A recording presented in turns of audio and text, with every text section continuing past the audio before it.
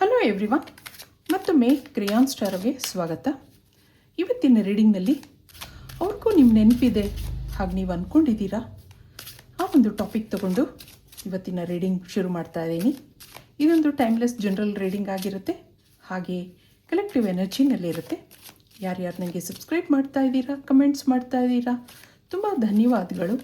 ಇದೊಂದು general reading ಆಗಿರೋದ್ರಿಂದ ನಿಮ್ಮ ಲೈಫಲ್ಲಿ ಹೆಚ್ಚಿನ ಕ್ಲಾರಿಟಿ ಬೇಕಿದ್ದರೆ ನೀವು ಪರ್ಸ್ನಲ್ ರೀಡಿಂಗ್ ತಗೋಬಹುದು. ಹಾಗೆ ನನ್ನ ಹಳೆ ವಿಡಿಯೋಗಳನ್ನ ಸಹ ನೋಡಬಹುದು. ಇದು ಟೈಮ್ಲೆಸ್ ಆಗಿರುತ್ತೆ, ನೀವು ಯಾವಾಗ ನೋಡಿದ್ರೂ ಅನ್ವಯಿಸುತ್ತೆ.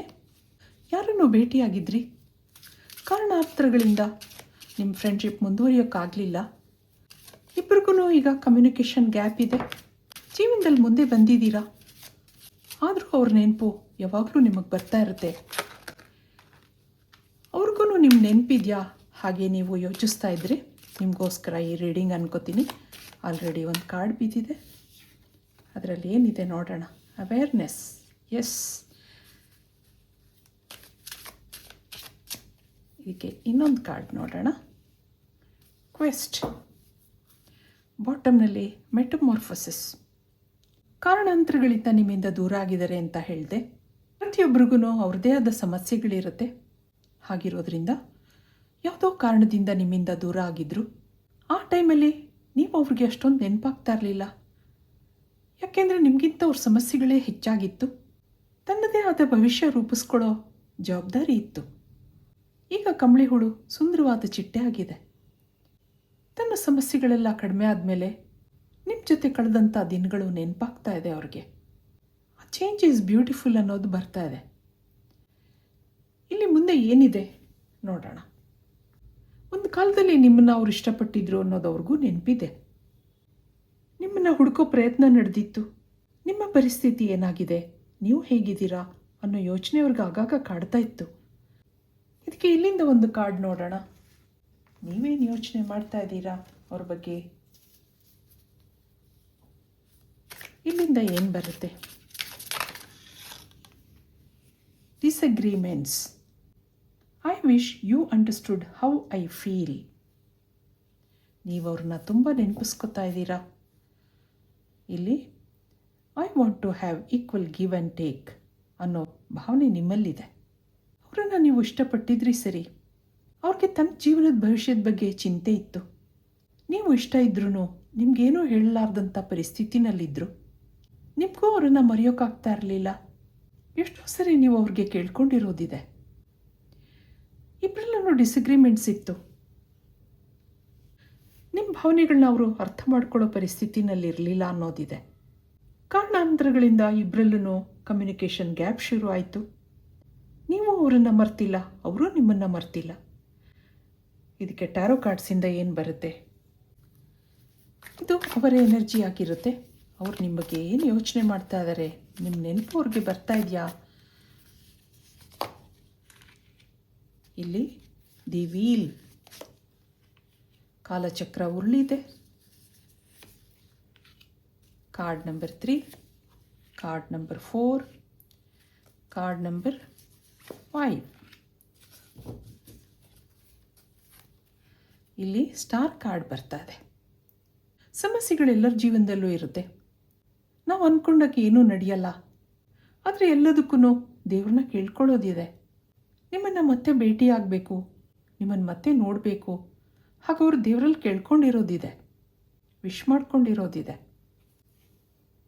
ಒಂದು ಕಾಲದಲ್ಲಿ ಅವ್ರ ಪ್ರಪಂಚ ನೀವಾಗಿದ್ರಿ. ಕಾಲ ಉರುಳಿದೆ. ಇಬ್ಬರಲ್ಲೂ ಡಿಸಗ್ರಿಮೆಂಟ್ಸ್ ಇತ್ತು, ಹೌದು. ಆಗಾಗ ಇಬ್ಬರಲ್ಲೂ ಮಾತುಕತೆಗಳಾಗ್ತಾ ಇತ್ತು. ಯಾವುದೇ ಪರಿಸ್ಥಿತಿ ಬಂದ್ರೂ ನಿಭಾಯಿಸೋಕ್ಕೆ ನೀವು ರೆಡಿ ಇದ್ರೂ ಆ ವ್ಯಕ್ತಿಗೆ ಫೈನಾನ್ಷಿಯಲ್ ಪ್ರಾಬ್ಲಮ್ಸ್ ಇತ್ತು ಅನ್ನೋದು ಬರ್ತಾ ಇದೆ. ಈಗ ಲೈಫಲ್ಲಿ ಏನೋ ಚೇಂಜಸ್ ಆಗಿದೆ. ಅವ್ರ ಮನಸ್ಸಲ್ಲಿ ನಿಮ್ಮ ನೆನಪು ಆಗಾಗ ಬರ್ತಾ ಇದೆ. ಅಲ್ಲೊಂದು ರೀಬರ್ತಿದೆ.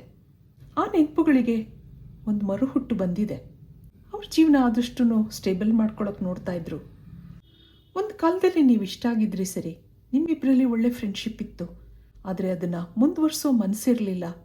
ಕಣ್ಮುಂದೆ ಜೀವನದ ಸಮಸ್ಯೆಗಳಿತ್ತು. ಸ್ವಲ್ಪ ಕಾಲ ನೀವು ಅವರಿಂದ ಮರೆಯಾಗಿದ್ರಿ, ಆದರೆ ಈಗ ಅವ್ರ ಜೀವನದಲ್ಲಿ ಸಂತೃಪ್ತಿ ಇದೆ. ಏನೋ ನಿಮ್ಮ ನೆನಪಾಗ್ತಾ ಇದೆ. ಇದಕ್ಕೆ ನಿಮ್ಮ ಎನರ್ಜಿ ಏನಿದೆ ನೀವೇನು ಯೋಚನೆ ಮಾಡ್ತಾ ಇದ್ದೀರಾ ಅವ್ರ ಬಗ್ಗೆ ನೋಡೋಣ.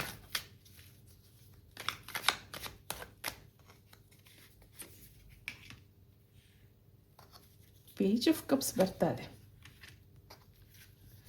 Card number 2, card number 3, card number 4, 5. ಬಾಟಮ್ನಲ್ಲಿ ಏನಿದೆ ನೋಡೋಣ. ಎಸ್, ಕೆಲವರು ಇಲ್ಲಿ ಆಲ್ರೆಡಿ ಲೈಫಲ್ಲಿ ಸೆಟ್ಲ್ ಆಗಿದ್ದೀರಾ ಅನ್ನೋದು ಬರ್ತಾ ಇದೆ. ನಿಮ್ಮದೇ ಆದ ಪ್ರಪಂಚ ಇದೆ, ಒಳ್ಳೆ ಫ್ಯಾಮಿಲಿ ಇದೆ. ಆದ್ರೂ ಅವರ ನೆನಪುಗಳನ್ನ ನೀವು ಮನಸ್ಸಿಂದ ತೆಗೆದಾಕೋಕ್ಕಾಗಿಲ್ಲ. ಆಗಾಗ ನೆನಪಾಗ್ತಾ ಇರುತ್ತೆ.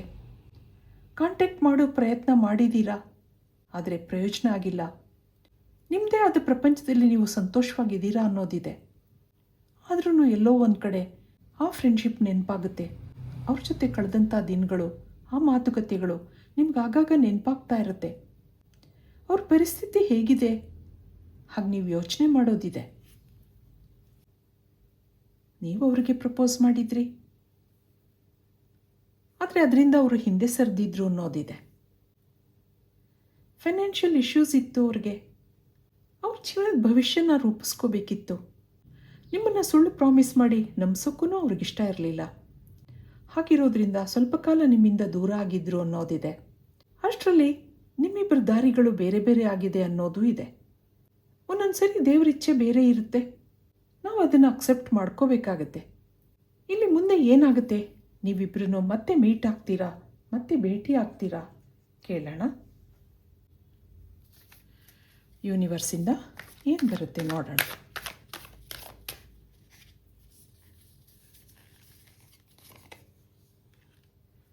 ಸೆಲೆಬ್ರೇಷನ್ ಬರ್ತಾ ಇದೆ, ಹಾಗೆ ಸಾರೋ,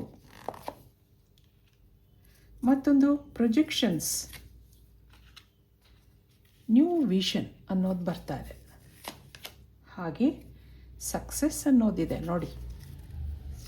ಇಲ್ಲಿ ಟೋಟ್ಯಾಲಿಟಿ, ಮತ್ತೆ ನೀವು ಭೇಟಿ ಆಗ್ತೀರಾ ಅನ್ನೋದಿದೆ. ಹಾಗೆ ಮುಂದೇನಿದೆ ನೋಡೋಣ. ನೀವಿಬ್ಬರೂ ಮತ್ತೆ ಭೇಟಿಯಾದ್ರೂ ಸ್ವಲ್ಪ ಕಾಲ ಇದು ಹಾಗೆ ಮುಂದುವರಿಯುತ್ತೆ. ಯಾಕೆಂದರೆ ಇಲ್ಲಿ ಸೋಲ್ ಕಾಂಟ್ರಾಕ್ಟ್ ಇದೆ. ಇಬ್ಬರು ಭೇಟಿಯಾದ್ರೂ ಜೀವನದಲ್ಲಿ ಆಲ್ರೆಡಿ ತುಂಬ ಮುಂದೆ ಬಂದುಬಿಟ್ಟಿದ್ದೀರಾ ಅನ್ನೋದಿದೆ. ಆದರೆ ಫೈನಲಿ ಇಲ್ಲೊಂದು ಸಕ್ಸಸ್ ಇದೆ. ಜೀವನನೇ ಹಾಗೆ, ನಮ್ಗೆ ಯಾವಾಗ ಬೇಕು ಅನಿಸುತ್ತೋ ಆವಾಗ ನಮ್ಮ ಕೆಲಸಗಳು ಏನೂ ಆಗಲ್ಲ. ಮುಂದೆ ಯಾವಾಗಾದರೂ ಅನಿರೀಕ್ಷಿತವಾಗಿ ಅವ್ರು ನಿಮ್ಮನ್ನು ಭೇಟಿ ಮಾಡ್ಬೋದು ಅನ್ನೋದಿದೆ. ಅಲ್ಲೊಂದು ಸಕ್ಸಸ್ ಇದೆ. ಇದಕ್ಕೆ ಏಂಜಲ್ಸಿಂದ ಏನು ಬರುತ್ತೆ ನೋಡೋಣ. ಏನು ಮೆಸೇಜ್ ಬರುತ್ತೆ. ಹ್ಯಾಪಿನೆಸ್ ಬರ್ತಾ ಇದೆ ನೋಡಿ. ಮತ್ತೊಂದು ಚೇಂಜ್.